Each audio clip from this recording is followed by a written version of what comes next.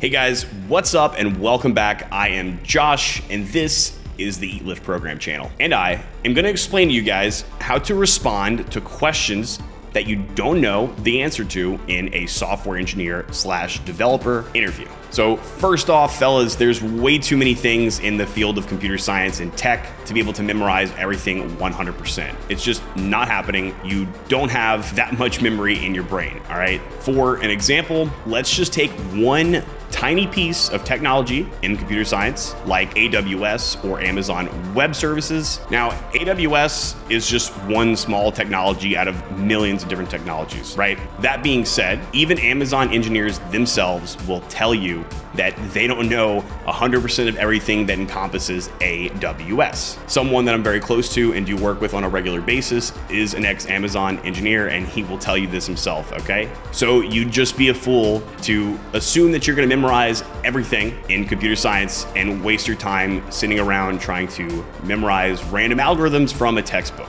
So with that in mind, when you're in the middle of one of these interviews and you get asked a question to something that you don't know the answer to, maybe say something like, "Would you please traverse a binary tree for us?" Don't panic, all right? Don't freak out.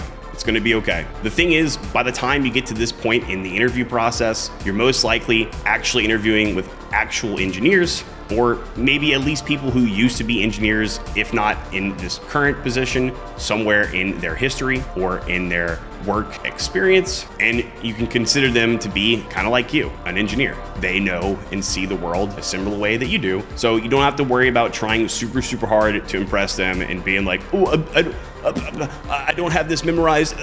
I would say that at least like 90% of the time, these people don't actually care if you have this stuff memorized, all right? If they do actually care that you have the answers to LeetCode problems memorized or have algorithms from a dusty textbook in college memorized, then maybe this might not be the right place for you. But what I would say is that what they're actually trying to do is gauge your problem solving and troubleshooting abilities. And if you've been coding for a while, and I mean like actually coding, not copying and pasting stuff off the internet and posting it onto your GitHub just to pretend like you're doing all these projects, then you should already have ample experience problem solving and troubleshooting and just generally figuring out how to do things that nobody taught you or you haven't done before. Problem solving and troubleshooting is the #1 asset that you can have as an engineer, because that is what separates you from normal people who can't do this stuff. So if you feel like you don't know how to do this well enough, or maybe you just haven't even harvested that skill set yet, you can go ahead and check out developerdirection.com and consider joining up with the network. We got a super solid team over there, and we've helped a lot of people get jobs and learn skills that college itself did not teach them. But if you are confident in your abilities to problem solve and troubleshoot, then here's what I want you guys to do. #1, take a deep breath and slow down. You can't be thinking clearly and trying to problem solve and troubleshoot something that might be hard or complex when you're going through cardiac arrest, okay? #2, calmly and confidently explain to them, "Hey, I haven't done this since college, or I haven't actually had to traverse a binary tree before, but I think I can figure it out if you will allow me to try." Go figure that you've never actually had to traverse a binary tree in the real world, right? And then #3 is I want you to go ahead and just walk right through it, just like you would with anything else from start to finish. Now, step 3 really depends on what tools you have at your disposal during the interview at this time. Some places don't really care if you're using your computer during an interview. In fact, they'll even tell you, yeah, go ahead and use the computer, all of it, including the internet and Google, just like you would when you're working, because they want to be able to give you a seat in the same exact cockpit that you would have when you're flying the plane normally.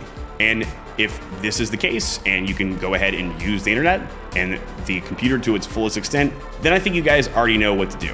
But if you can't use the computer, maybe you're writing this out on paper or you're being forced to do this in front of a whiteboard or something, then what I want you guys to do is to go ahead and quote unquote whiteboard it out and walk through it just like anything else. And if you guys don't know what whiteboarding is, or you've never heard of that before and you want to understand what and how to do that, then I'll go ahead and post a link to a video explaining that somewhere over here in the near future. And I hope that helps. I'm out, guys. See ya.